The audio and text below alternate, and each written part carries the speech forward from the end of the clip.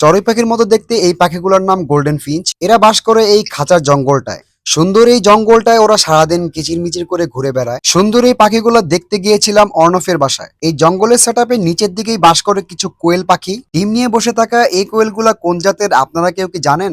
জানলে কমেন্টস করে একটু জানাবেন। নীল কালারের এই পাখিটার নাম হয়েছে রূপা। বারান্দায় যেতেই ও উড়ে আমার কাছে চলে আসলো। আমি কিছুক্ষণ ওর সাথে খেললাম। আমি মূলত গিয়েছিলাম এই জঙ্গলের সেটআপটা তৈরি করতে। এর ফাঁকে ফাঁকে আমি ওর পশু পাখিগুলো দেখতেছিলাম। ছাদে যেতেই আমি দেখলাম রং পরিবর্তনকারী ক্যামেলিয়ান রোদ পোহাচ্ছিল। আপনারা কেউ কেউ ওকে আগে কখনো দেখেছেন? ওর ছাদে অনেকগুলা রঙিন হাঁস আছে।